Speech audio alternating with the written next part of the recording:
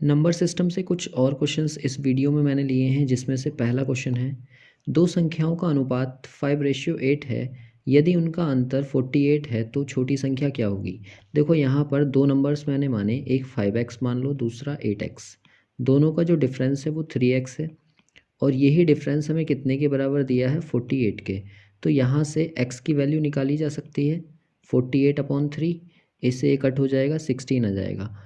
अगर x हमारे पास 16 है तो हम 5x की भी वैल्यू निकाल सकते हैं। 5x इक्वल्स टू 5 × 16 मतलब 80 आ जाएगा। और हम दूसरी वैल्यू 8x की भी निकाल सकते हैं। 8x कितना हो जाएगा, 8 × 16 मतलब 128। क्वेश्चन में पूछा गया है छोटा नंबर कौन सा होगा, तो 80 जो होगा वो हमारा छोटा नंबर होगा, इसलिए इसका बी ऑप्शन करेक्ट होगा। यदि दो संख्याओं का गुणनफल 1575 है तथा उनका अनुपात 7:9 है तो बड़ी संख्या क्या होगी।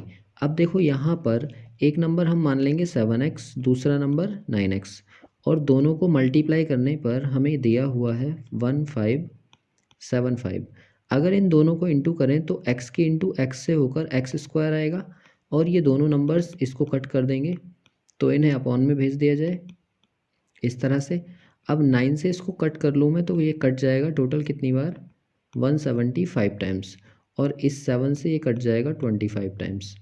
तो ओवरऑल x इक्वल्स टू हमें 25 मिल जाएगा, या हम कह सकते हैं कि x की वैल्यू कितनी मिल गई, 5।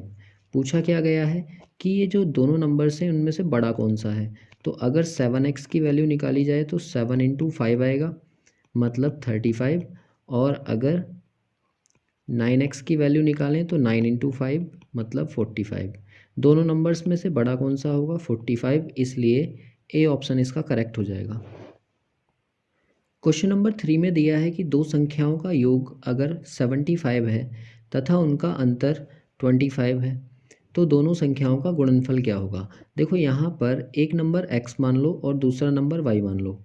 अगर दोनों को ऐड करेंगे तो 75 आएगा, और दोनों को माइनस करेंगे तो 25 आएगा। अगर मैं इन दोनों इक्वेशन को सॉल्व करूं और प्लस कर दूं तो देखो आप y से y टर्म्स को कट कर दोगे, x ऐड होने के बाद 2x आएंगे, और इधर ऐड होने के बाद 100।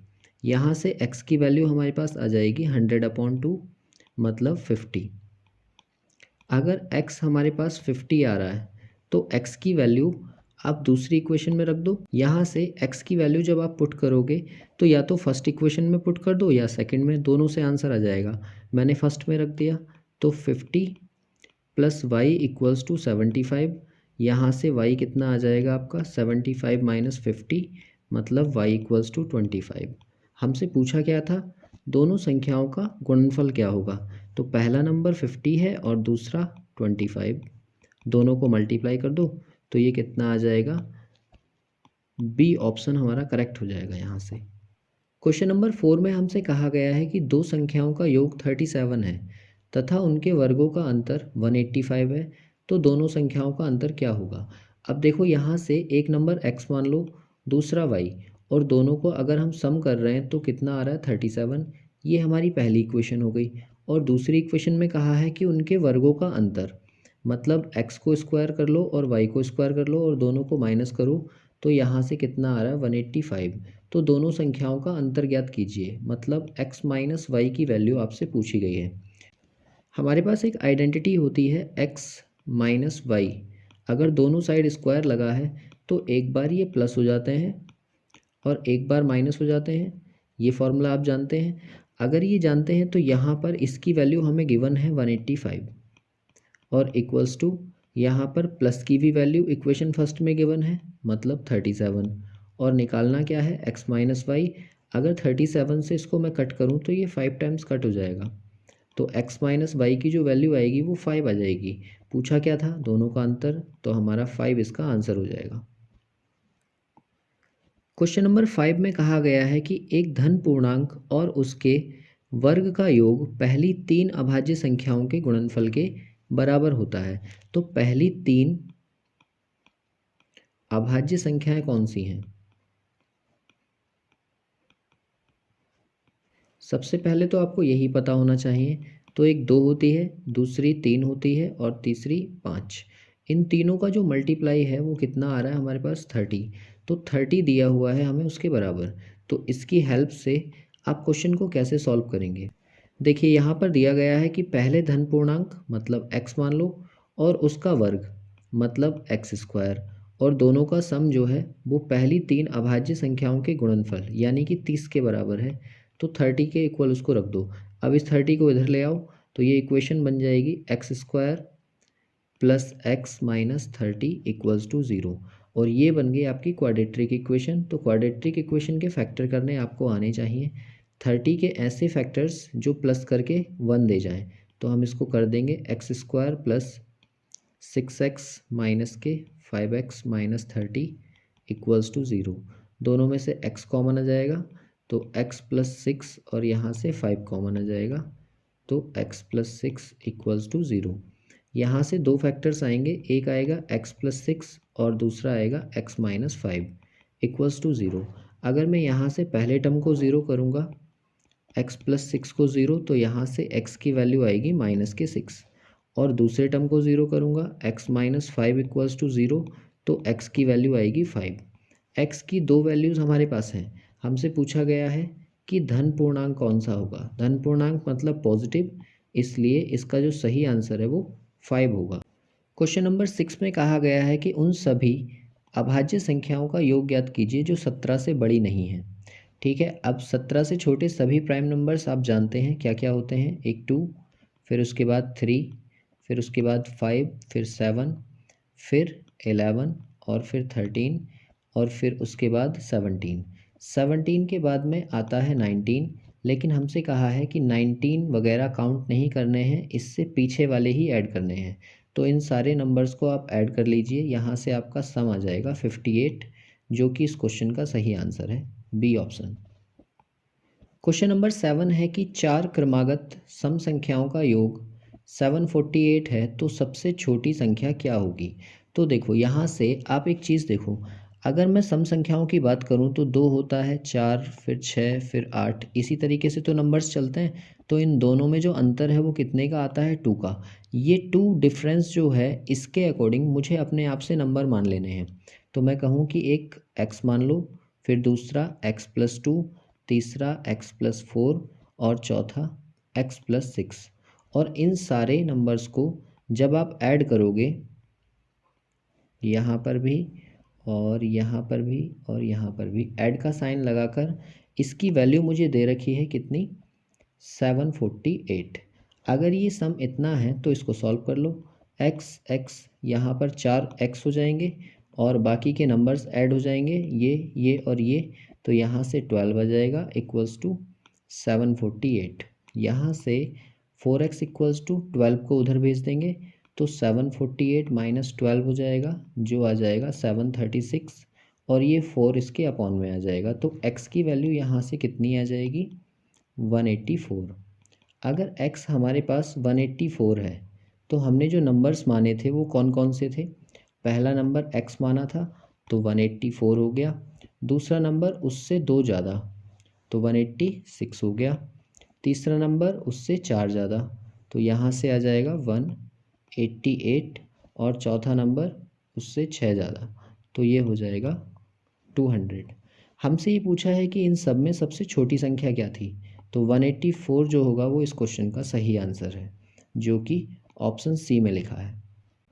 इसके बाद अगले क्वेश्चन को देखिए, यहाँ दिया है दो संख्याओं का योग 8 है, यदि उनका गुणनफल 15 है तो उनके व्युत्क्रम का योग क्या होगा।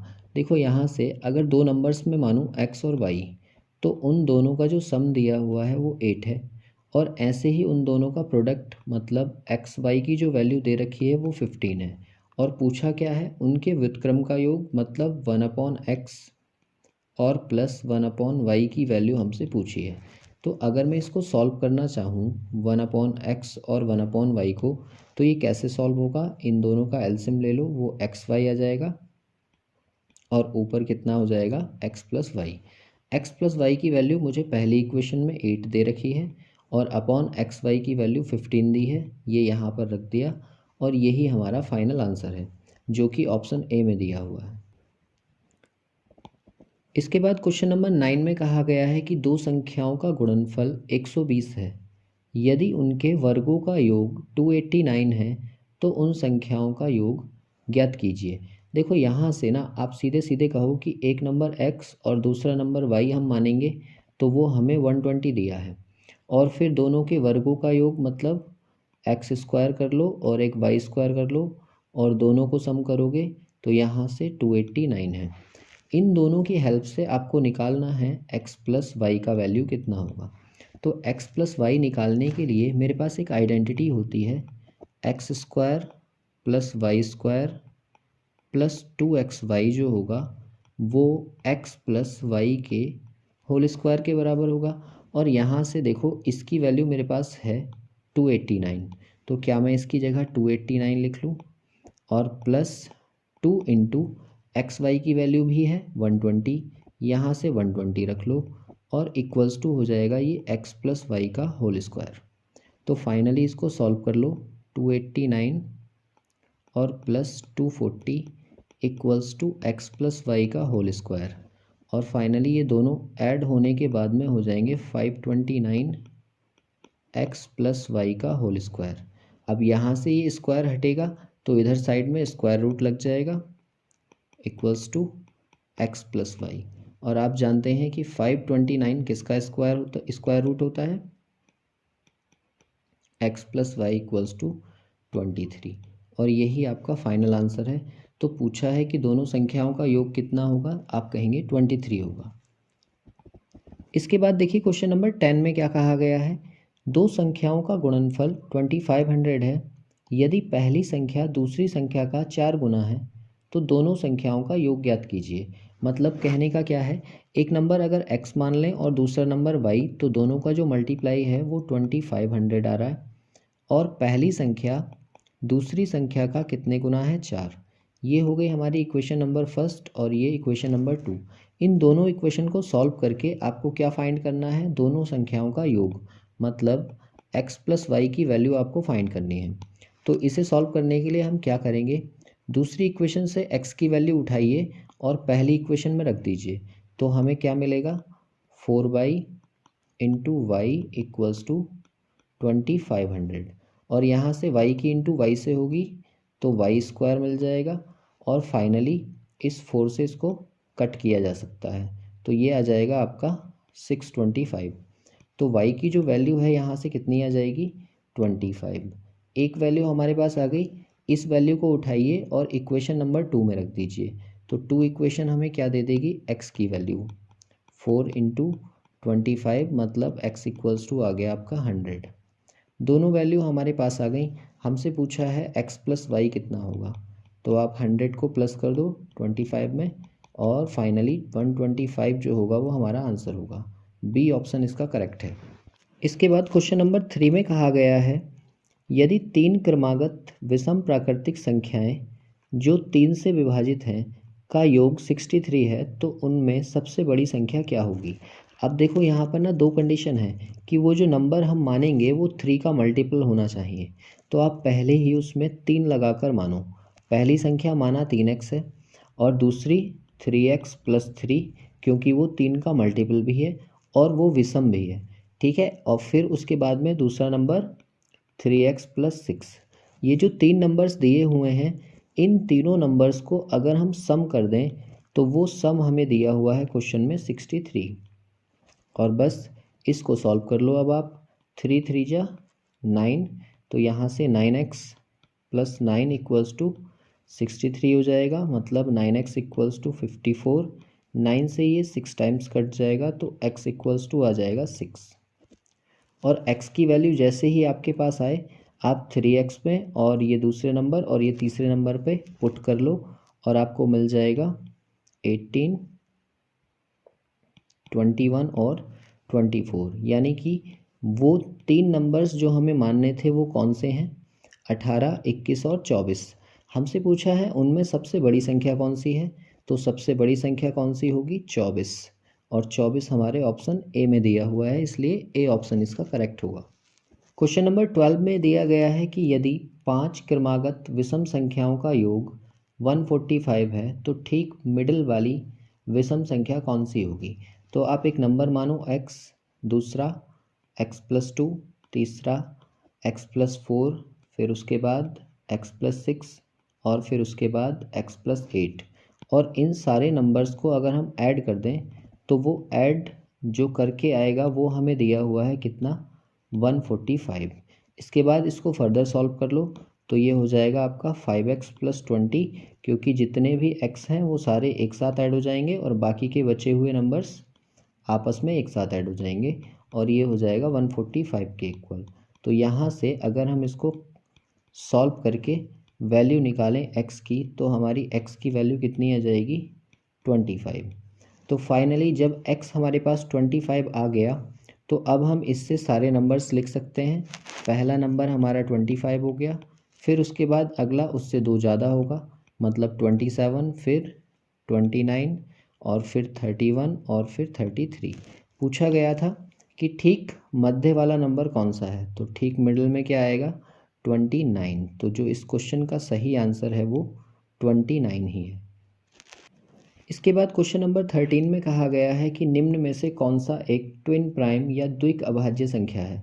द्विक अभाज्य कह लो, ट्विन प्राइम कह लो, या इसको यमज अभाज्य संख्या भी कहते हैं। तो यहाँ पर इनकी जो कंडीशन है, ट्विन प्राइम होने के लिए सिर्फ 3 कंडीशन हमें फॉलो करनी होती हैं। एक तो जो 2 नंबर्स हमें माने गए हैं वो दोनों के दोनों प्राइम होने चाहिए। दूसरी कंडीशन, जब वो प्राइम होंगे तो उनका HCF ऑब्वियस सी बात है 1 ही होगा। और तीसरी कंडीशन, उन दोनों का जो डिफरेंस है वो कितना होना चाहिए, 2। और ऐसे कौन से नंबर्स यहाँ पर दिख रहे हैं हमें, केवल डी ऑप्शन ऐसा है जहाँ पर इन दोनों का डिफरेंस 2 है और ये दोनों नंबर प्राइम भी हैं। तो प्राइम है तो इनका HCF भी 1 होगा, इसलिए इस क्वेश्चन का डी ऑप्शन करेक्ट है। क्वेश्चन नंबर 14 में कहा गया है कि निम्न में से कौन सा एक को प्राइम पेयर नहीं है। यहाँ पर नहीं लिखा है, तो को प्राइम की कंडीशन क्या होती है, इसको को प्राइम भी कहते हैं और इसको रिलेटिवली प्राइम भी कहते हैं। तो इसकी कंडीशन होती है कि दोनों का जो HCF है वो क्या होना चाहिए, 1 होना चाहिए। बाकी दोनों नंबर्स प्राइम हो भी सकते हैं, नहीं भी हो सकते हैं। तो यहाँ पर हमारा कौन सा ऑप्शन करेक्ट होगा, देखो यहाँ पर अगर इन दोनों को देखें तो इनका HCF 1 आएगा, ये दोनों को देखा जाए तो इन दोनों का HCF भी 1 आएगा, और यहाँ पर ये दोनों को देखा जाए तो इनका HCF भी 1 आएगा। लेकिन अगर 6 और 15 का HCF मैं निकालूं तो दोनों का HCF आएगा 3, इसलिए ये वाला जो पेयर है वो एक को प्राइम पेयर नहीं है। तो इसका जो आंसर है वो बी ऑप्शन करेक्ट है। क्वेश्चन नंबर 15 में कहा गया है कि शून्य क्या है, एक धनात्मक पूर्णांक है, एक ऋणात्मक पूर्णांक है, ना तो धनात्मक और ना ऋणात्मक, या फिर एक प्राकृतिक संख्या। तो देखो ज़ीरो जो है ना वो एक नंबर ऐसा है जिसको आप याद रखें। अगर हम बात करें पूर्णांक की तो इंटीजर्स जो होते हैं वो कौन से नंबर्स हैं, -इन्फिनिटी से लेकर चलते चलते ज़ीरो भी आएगा बीच में और +इन्फिनिटी तक। ये जो हमारा सेट बनता है ये हमारा इंटीजर्स या पूर्णांकों का सेट बनता है। तो इसमें ये पूछा गया है कि ज़ीरो के बारे में आप बताइए। तो अगर ज़ीरो की हम बात करें तो ये एक पूर्णांक तो होता है, लेकिन ना तो मैं इसको नेगेटिव में काउंट करूँगा और ना ही मैं इसको पॉजिटिव में काउंट करूँगा। तो पहला ऑप्शन गलत है, दूसरा भी गलत है, इसलिए कहेंगे ना तो ये धनात्मक है और ना ही ये ऋणात्मक है। सी ऑप्शन जो होगा इसका वो करेक्ट हो जाएगा।